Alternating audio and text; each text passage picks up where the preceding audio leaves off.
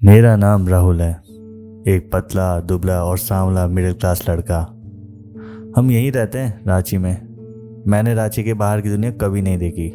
मेरा बचपन यहीं गुजरा है शुरू से। मैं पढ़ाई में कुछ ज़्यादा अच्छा नहीं था।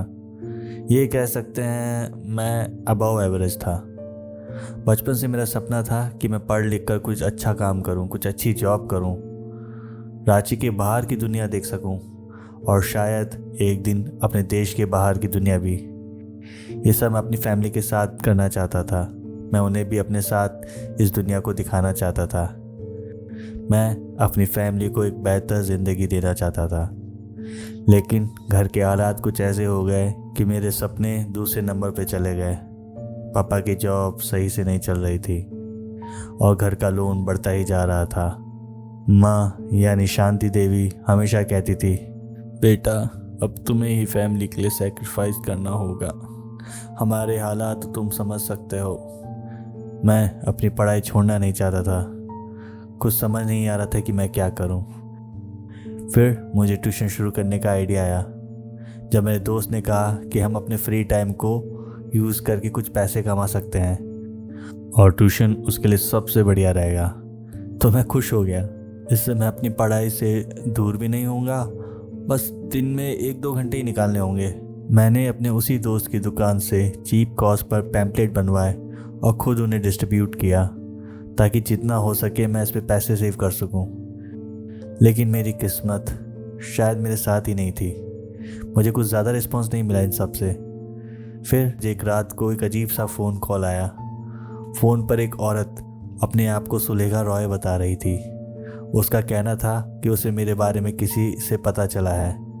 उसने कहा कि उन्हें अपनी बेटी दिया के लिए एक प्राइवेट ट्यूटर चाहिए होगा और ज़रूरत पड़ने पे वो उसे बेबी सीट भी कर सके। यानी कि इन्हें बेबी सीटर और ट्यूटर दोनों की ज़रूरत थी। वो रोज़ कार भिजवा दिया करेगी इस सब के लिए और मुझे शाम को ड्रॉप भी कर दिया करेंगी। और सैलरी हालांकि उन्होंने कुछ स्पेसिफिक नहीं बताया, बट जो उन्होंने रैंडम नंबर ड्रॉप किया था वो मेरी फैमिली की टोटल अर्निंग से भी 4 गुना ज़्यादा था। मुझे तो कुछ गड़बड़ लग रही थी, तो मैं अपने घर वालों से बात करने की सोची। जब मैंने अपने घर वालों को बताया तो सब मुझे जॉब के लिए पुश करने लगे। माँ ने तो ये तक कह दिया, राहुल ये मौका मत खोना, जो रिस्क है वो भी ले लो, हमारे लिए ही भला होगा। मुझे उनकी बातों में एक लालच का असर दिख रहा था, लेकिन मैं इनकार नहीं कर सकता था। सुबह से ही मैं काफ़ी ज़्यादा नर्वस था। कल रात से ही मुझे ढंग से नींद नहीं आ रही थी इस जॉब की वजह से। शायद ये मेरी पहली जॉब थी या शायद कुछ और, मुझे पता नहीं, पर कुछ गलत सा लग रहा था। कुछ ही देर में एक लग्जरी कार मुझे लेने मेरे घर के सामने आई। हमारे मोहल्ले के सारे लोग बाहर आ गए थे देखने के लिए। मैं चुपचाप कार में बैठा और चल पड़ी कार। कुछ देर में धीरे धीरे बिल्डिंगें कम होती चली गई और जंगल बढ़ता गया। हम शहर के बाहर आ गए थे और फिर कुछ ही देर में कार एक बहुत बड़ी आलीशान सी बिल्डिंग के पास रुकती है। मैं रॉय मैंशन पहुंच गया था। ड्राइवर बाहर ही रुक गया था और एक मस्कुलर सा आदमी आकर मुझे उसे फॉलो करने को कहता है। मैं उसके पीछे घर के अंदर आ रहा था। मैं चाहते हुए भी मैं अपने आप को नहीं रोक पा रहा था घर की ब्यूटी को निहारने से। एकदम ऐसा लग रहा था कि जैसे मैं किसी मूवी के सेट पर आ गया हूँ। वाइट मार्बल से सजा हुआ महल जैसा घर और अंदर के डेकोर तो और भी ज़्यादा शानदार लग रहा था। हम अंदर एक बड़े से हॉल पर पहुँचते हैं जहाँ पहले से ही सुलेखा जी और उनके हस्बैंड आदित्य रॉय सोफे पर बैठे हुए थे। दोनों मेरी सोच से कई ज़्यादा यंग लग रहे थे। मैंने सोचा ये अमीर लोग हैं, अपने आप की स्किन और अपने बॉडी का बहुत अच्छे से ध्यान रखते होंगे, लेकिन उनकी आंखों में कुछ अजीब सी ठंडक थी। उन्होंने मुझे अपने सामने वाले सोफे पर बैठने का इशारा किया और बात शुरू करते हुए कहा, आई होप आपको यहाँ आने में कुछ ज़्यादा तकलीफ़ नहीं हुई होगी। मैंने नाम में सर हिलाते हुए एक स्माइल अपने चेहरे पर टिकाते हुए कहा, जी बिल्कुल नहीं, मुझे यहाँ आने में कोई प्रॉब्लम नहीं हुई। मेरा जवाब पाते ही दोनों ने आपस में एक दूसरे को देखा और एक अजीब सी कंडीशन मेरे सामने रख दी। राहुल बेटा, एक बात है जो हमने तुम्हें नहीं बताई, दिया के बारे में। हम तुम्हें क्रीप आउट नहीं करना चाहते थे, दिया एक बहुत ही इंट्रोवर्टेड लड़की है। वो किसी से जल्दी ओपन नहीं होती और ना ही वो किसी से मिलती है। मैं सवालिया नज़रों से उन दोनों की तरफ देखते हुए कहता हूँ, अगर वो बात नहीं करेगी और मिलेगी नहीं तो मैं उसे बेबी सीट या ट्यूशन कैसे दूंगा। बात को बीच में ही काटते हुए सुलेखा कहती हैं, तुम्हें उसे डोर के बाहर बैठ के ही पढ़ाना होगा और बेबी सीट भी वहीं से करना होगा, एटलीस्ट जब तक वो कंफर्टेबल ना हो जाए तुमसे। बस इस एक डिफ़िकल्टी की वजह से हमने तुम्हारी सैलरी ज़्यादा रखी थी। मैं कुछ देर सोचता हूँ इसके बारे में। ये ऐसे तो कोई बहुत ही वियर्ड लग रहा था मुझे, जैसे कि ये तरीका सही नहीं है, जैसे कोई और बात है जो मुझसे छुपाई जा रही है। पर किसी भी कारण से अगर मैं इसे एक्सेप्ट नहीं करता हूँ तो मैं इतने अच्छा पैसा अर्न करने का ऑप्शन खो दूंगा। ना चाहते हुए भी आखिर मुझे हाँ करना ही पड़ा। मेरी इस जॉब के फर्स्ट डे बहुत ही ज़्यादा नर्वस से भरा हुआ था। इन्होंने मेरे लिए एक कंफर्टेबल लुकिंग सीट गेट के पास ही लगा दी थी ताकि मैं दिया के रूम के बाहर बैठकर उसे एक बेसिक कन्वर्सेशन कर सकूं। शुरुआत में मुझे ऐसा लग रहा था कि शायद मैं अकेला ही बात कर रहा हूँ या फिर मैं किसी दीवार से बात कर रहा हूँ, लेकिन कुछ टाइम बाद एक बहुत ही प्यारी सी आवाज़ दरवाजे की दूसरी तरफ से आई। ये दिया थी। दिया की आवाज़ एक प्यारी सी बच्ची की थी। धीरे धीरे हम दोनों की बातें चलने लगी। मैं उसे अपनी छोटी बहन की तरह ही ट्रीट करता था। हम दोनों के बीच एक बॉन्ड सा बनने लग गया था। एक दिन उसने मुझसे हिचकिचाते हुए पूछा, भैया क्या मैं आपसे एक बात शेयर कर सकती हूँ। मैं थोड़ा सरप्राइज था, बट मैंने कहा हाँ बिल्कुल, तुम मुझे अपना बड़ा भाई समझकर जो शेयर करना है सब शेयर कर सकती हो। दिया ने फिर उसके बाद कहा, मुझे लगता है मेरे पेरेंट्स मुझसे प्यार नहीं करते। वो मुझसे है ना कोई बात ही नहीं करते और ना ही मेरा हालचाल पूछते हैं। और एक बार तो मेरे पेरेंट्स मुझे महीनों तक अकेला छोड़ के कहीं चले गए थे। उसके वर्ड्स में एक दर्द था जो मुझे अंदर तक चुभ रहा था। हालांकि मैंने उसे मना करते हुए कहा, ऐसा नहीं है, तुम्हारे पेरेंट्स तुम्हें बहुत प्यार करते हैं। बट मैं अंदर से जानता था कि दाल में कुछ तो काला है। और शाम घर जाते वक्त कार में मेरी और दिया की बात के बारे में ही सोच रहा था। मैंने भी कभी दिया के पेरेंट्स को दिया से बातचीत करते हुए नहीं देखा था। इन्हें देखकर तो ऐसा लगता है कि वो जैसे दिया से जितना दूर हो सके उतना दूर होने की कोशिश कर रहे थे। बड़ा दुख हुआ ये जानकर। खैर इस बात को कुछ और दिन बीत गए।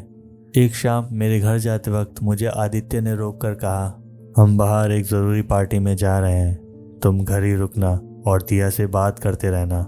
ध्यान रहे उसे अकेला फील नहीं होना चाहिए। इससे पहले भी एक आध बार वो बाहर जा चुके हैं किसी काम से, तो मेरे लिए कुछ अजीब नहीं था, इसलिए मैंने हाँ में सर हिला दिया। रॉय कपल्स एक पार्टी के लिए बाहर गए हुए थे और मुझे दिया के साथ छोड़ गए थे। पर एक चीज़ मुझे बहुत अजीब लगा करती थी, रात को घर में कोई नहीं होता था, सिर्फ सिक्योरिटी गार्ड रहते थे, वो भी गेट पर। थोड़ा अजीब था, बट मैंने ज़्यादा ध्यान नहीं दिया इस चीज़ पर। मैं बड़ी उम्मीद के साथ दिया के गेट के पास अपनी चेयर लगाकर बैठ गया। एक्साइटमेंट में, असलियत में मुझे दिया के साथ समय बिताना बहुत अच्छा लगता था। जैसे वो मेरी छोटी बहन है, उसकी प्यारी प्यारी बातें सुनने में बहुत मज़ा आता था। कुछ देर तक हम दोनों ने बात की, फिर झिझक कर दिया ने कहा, भैया क्या आप मेरी एक हेल्प कर दोगे प्लीज़। आई नो पेरेंट्स हमेशा मुझे मना करते हैं, पर क्या आप ये गेट खोल दोगे प्लीज़, मुझे बाहर आना है। मैंने जैसे ये सुना तो मेरे अंदर का खून सूख गया, क्योंकि अभी तक मुझे ऐसा लगता था कि दिया को लोगों से मिलना पसंद नहीं है, वो इसलिए गेट अंदर से बंद रखती है। वो गेट पे बंद कर रखा था। मुझे धीरे धीरे दिया के पेरेंट्स और भी ज़्यादा क्रूअल लगने लगे। अब मैं एक मिनट भी दिया को उस कमरे में बंद नहीं रहने दे सकता था। घर में कोई नहीं था तो मैं फटाफट घर में चारों तरफ देखने लगा। मैं बस कैसे भी उस चाबी को ढूंढना चाहता था जिससे ये दरवाज़ा खुल सकता था। फिर मुझे बेसमेंट में एक चाबियों का गुच्छा मिला। पता नहीं क्यों, बट उसे देखकर ऐसा लग रहा था अंदर से कि यही है एक्चुअल में उस रूम की गेट की चाबी। चाबी लेकर गेट की तरफ भाग रहा था। जैसे हर एक सीढ़ी मैं अपनी धड़कनों से भी तेज़ क्रॉस कर रहा था। मैंने चाबी को लॉक में लगाया और लकीली मैंने रूम का दरवाज़ा खोल दिया था। मैंने धीरे से डोर खोला। गेट एक चीख के साथ खुला और गेट के खुलते ही जैसे बहुत तेज़ गंदी बदबू आई। किसी सड़े हुए मांस जैसी, और वियर्डली अंदर से बहुत ठंडी हवा आ रही थी। मैंने अंधेरे कमरे में चारों तरफ देखने की कोशिश करी, बट वहाँ कोई वेंटिलेशन का सिस्टम ही नहीं था। अंदर का सीन मेरी ज़िंदगी का सबसे बड़ा डरावना सीन था। रूम के अंदर खूब अंधेरा, बदबू और बड़ा सा बॉल जो ब्लड लाइक लिक्विड से भरा हुआ था। वॉल पे अलग अलग पैटर्न्स बने हुए थे। किसी अलग ही भाषा में कुछ लिखा हुआ था जो मेरे अंदर आते ही हवा से मिटने लगे। मैं धीरे धीरे कदम अंदर बढ़ाता गया और फिर एक स्केलेटन से मेरा पैर टकरा गया। ये देखकर मैं बहुत ज़्यादा डर गया। उस स्केलेटन पे अभी भी थोड़ा सा मांस चिपका हुआ था। ये बहुत डरावना लग रहा था। और सबसे बड़ी बात, इस घर में स्केलेटन आया कहाँ से? तभी मुझे दिया की बातें याद आई। और एक बार तो मेरे पेरेंट्स मुझे महीनों तक अकेला छोड़ के कहीं चले गए थे। मैं समझ गया था कि रिया के पेरेंट्स उसे यहाँ लॉक करके चले गए थे। दिया की आत्मा इस रूम में कैद थी। बेचारी दिया भूख प्यास से तड़प तड़प कर यहीं उसने अपना दम तोड़ दिया होगा। अब मैं इस कमरे में एक सेकंड भी नहीं रुक सकता था। मैं जल्द से जल्द बाहर निकलना चाहता था। उसके लिए जब मैं पीछे मुड़ता हूँ तो मैं उस बॉल में किसी का रिफ्लेक्शन देखता हूँ। उलझे बाल वाली लड़की जो छत से उल्टी लटकी हुई थी, जो मुझे देखकर अजीब तरीके से हंस रही थी, एक साइको की तरह।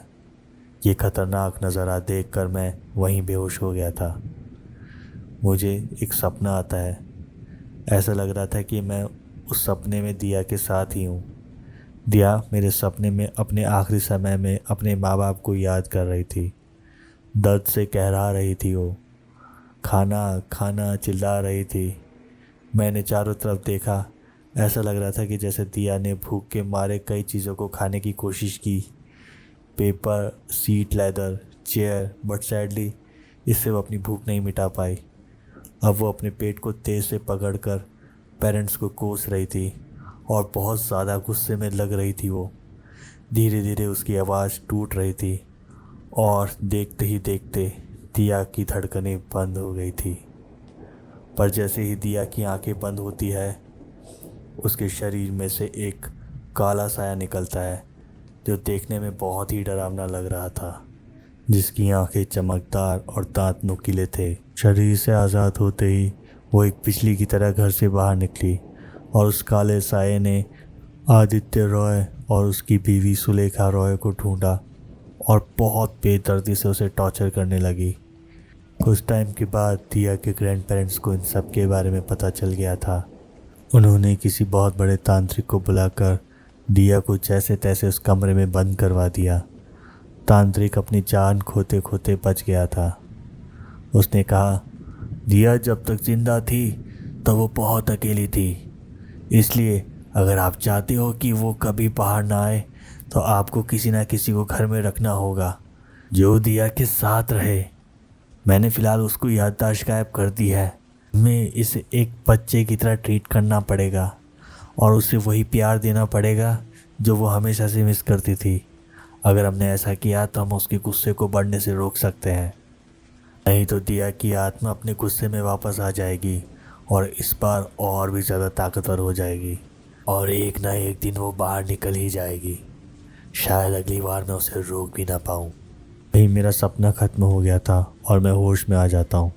ये सब देखकर अब मैं समझ गया था कि क्यों यहाँ मुझे लाया गया था। दिया के पेरेंट्स इतने ज़्यादा बुरे थे कि वो उसको मरने के बाद भी प्यार नहीं दे पाए।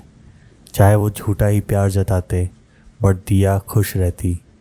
पर उनसे ये भी नहीं हुआ और उन्होंने मुझे हायर किया ताकि मैं उस बच्चे से अच्छे से बात करूं, उसे बहलाऊं फुसलाऊं, ताकि वो कभी भी इस सच के बारे में वापस ना जान पाए।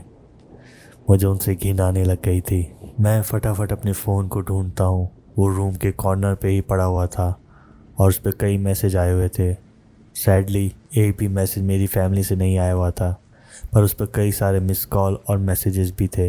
मैंने सबसे पहला मैसेज खोला और उस पर दिया के पेरेंट्स का मैसेज आया हुआ था। पढ़ के लग रहा था कि वो बहुत डरे हुए थे मैसेज में लिखा था, ये तुमने क्या किया? क्या तुमने दिया का गेट खोला है? तुम प्लीज़ दिया को कैसे भी बुला लो। जैसे वो भीख मांग रहे हो। मैंने नेक्स्ट मैसेज खोला जो पहले मैसेज से कुछ देर बाद किया हुआ था। हम दिया के ग्रैंड पेरेंट्स हैं बेटा, जो भी तुम मुंह मांगी कीमत मांगोगे हम तुम्हें दे देंगे, पर दिया को कैसे भी हमसे दूर रखो, वो हमारे सारे परिवार को खा जाएगी। उसने सबसे पहले हमारे तांत्रिक को बड़ा ही बेरहमी से मार डाला है। वो हम में से किसी को भी नहीं छोड़ेगी। प्लीज़ बेटा, दिया को वापस बुला लो। ये सब पढ़कर मैं काफ़ी ज़्यादा डर गया था। फिर मैं एक लंबी सांस लेकर नेक्स्ट मैसेज को खोलता हूँ। उसमें लिखा हुआ था, hi this is inspector Awasthi. एक कार हमें मिली है हाईवे पर। अंदर 2 लोगों की बॉडी बहुत बुरी हालत में मिली है हमें। हालांकि कार को एक स्क्रैच भी नहीं आया हुआ है, बट अंदर से ऐसा लग रहा है जैसे कोई तूफ़ान आया है बहुत बड़ा। जो मोबाइल हमें क्राइम सीन से बरामद हुए हैं उससे हमें पता चला कि इनकी पूरी फैमिली की डेथ हो गई है, वो भी बहुत ही ज़्यादा दर्दनाक तरीके से। पर हमें कोई भी सबूत नहीं मिल रहा है कि इन सब के पीछे कौन है। हमें कुछ समझ नहीं आ रहा है कि ये सब क्या हो रहा है, और इन सब में तांत्रिक की मौत का क्या लेना देना है। सबने मरने से पहले लास्ट बार तुम्हें ही कॉल या मैसेज किया था। फॉर सम रीज़न हम तुम्हें ट्रेस नहीं कर पा रहे हैं, बट हम आपसे सिंपल पूछताछ ही करना चाहते हैं इस केस पर। आई होप आप कोऑपरेट करेंगे। मैं ये सब पढ़कर अपने फ़ोन को साइड में फेंक देता हूँ और सर पकड़कर मैं वहीं लेट जाता हूँ डर के मारे। मैं डरते हुए कांपते हुए जैसे तैसे अपने आप को गेट तक पहुँचाता हूँ, पर जब मैं गेट खोलने की कोशिश करता हूँ तो मानो मेरा खून सूख गया था। गेट अब बाहर से लॉक था। मेरा तो सांस लेना भी अब मुश्किल हो रहा था। तभी कमरे के कोने से एक आवाज़ आती है, कहाँ जा रहे हो भैया? आप मेरे साथ ही रहोगे, अब आप कहीं नहीं जाओगे। मैंने सारे बुरे लोगों को सजा दे दी है। अब मैं अपने बड़े भाई के साथ रहूंगी यहाँ हमेशा हमेशा के लिए।